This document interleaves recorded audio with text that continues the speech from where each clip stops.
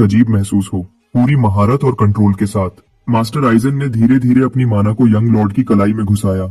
ऐसा करने से उन्हें लड़के के सर्कुलेशन पाथ्स तक पहुंच मिल गई। जांच बहुत देर तक चली, जो थोड़ी बेचैन करने वाली थी। आखिर में सोर्ड सेंट ने लूशियन की इतनी ज्यादा ताकत का राज ढूंढ लिया जैसा बूढ़े आदमी को उम्मीद थी। यंग लॉर्ड लूशियन पहले ही सर्कुलेशन के आखिरी स्टेज तक पहुंच चुका था। वह दोनों लगभग एक ही लेवल पर थे। लेकिन यह सिर्फ इतना ही नहीं था। इस लड़के ने उस हद को छू लिया था जहां तक आइजन जैसे सोर्ड सेंट भी कभी नहीं पहुंच पाए थे। यह बच्चा उससे भी आगे एक नया रास्ता खोल रहा था जो पहले नामुमकिन लगता था। जांच पूरी करने के बाद आइजन एक पल के लिए चुपचाप खड़े रहे। उन्होंने धीरे से अपनी माना को वापस अपने शरीर में खींच लिया और यंग लॉर्ड का हाथ छोड़ दिया। कांपते हाथों से उन्होंने पूछा कि लूशियन कब से सर्कुलेशन की प्रैक्टिस कर रहा था और वह इस प्रोसेस के आखिरी स्टेज तक कब पहुंचा।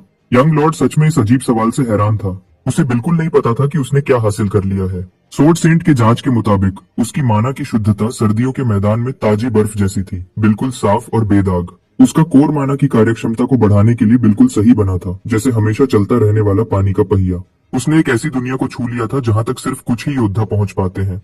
कुछ लोगों ने अपनी पूरी जिंदगी ट्रेनिंग की है, फिर भी वह कभी उस तक पहुंचने की उम्मीद नहीं कर सकते। लूशियन को कुछ ऐसी ही उम्मीद थी, लेकिन उसने यह नहीं सोचा था कि वह पहले ही पूरा होने के इतना करीब था। अगर ऐसा है तो अब अपने नए मास्टर से कुछ भी छुपाने की जरूरत नहीं है। उसके पास अपनी हालत के बारे में बहुत सारे सवाल थे, ऐसे सवाल जिनका जवाब सिर्फ सोर्ड सेंट जैसा कोई दे सकता था। लूशियन ने बताया कि लगभग एक महीने पहले उसने खुद ही अपनी माना को सर्कुलेट करना शुरू किया और पाया कि उसके सारे रास्ते शुरू से ही खुले हुए थे। उसने सुना था कि सर्कुलेशन में दर्द और रुकावटें होती हैं, फिर भी उसे कोई रुकावट या तकलीफ महसूस नहीं हुई। इस बच्चे ने सोर्ड सेंट की उम्मीदों से कहीं ज्यादा कर दिखाया। खुद को जीनियस माने जाने वाले वह कई दशकों की मेहनत के बाद ही इस मुकाम तक पहुंचे थे।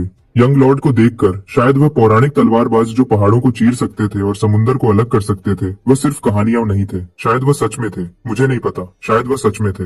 हाइजन गंभीर हो गए और उन्होंने साफ साफ बात करने की इजाजत मांगी, भले ही यह बेअदबी लगे। उन्होंने पूछा कि क्या यंग लॉर्ड लूशियन वर्ल्डेक घराने के उत्तराधिकारी होने का दावा छोड़कर कोई अलग रास्ता अपनाना चाहेगा। लूशियन बूढ़े आदमी के इस सुझाव से घबरा गया। वह अपनी नई मिली उत्तराधिकारी की पोजीशन क्यों छोड़ेगा। उसे चिंता हुई कि शायद उसके शरीर में कुछ गलत है, शायद वह तलवार की तकनीक नहीं सीख सकता या माना का इस्तेमाल करने पर कुछ बुरा हो सकता है। आइजन ने उसे यकीन दिलाया कि उसकी चिंताओं के बिल्कुल उल्टा है। उन्होंने साफ साफ कहा कि लूशियन का शरीर एक आदर्श शरीर का सबसे अच्छा उदाहरण है। वह न सिर्फ अपनी माना और शरीर की कार्यक्षमता को थ्योरी की हद से आगे बढ़ा सकता है, बल्कि उसमें उस ऊंचाई से भी आगे देखने और आम सोच को तोड़ने की भी काबिलियत है। दूसरे शब्दों में, अगर यंग लॉर्ड सिर्फ अपनी तलवार को तेज करने पर ध्यान देता तो वह अपनी स्वार्थ के कारण बहुत कुछ और कर सकता था।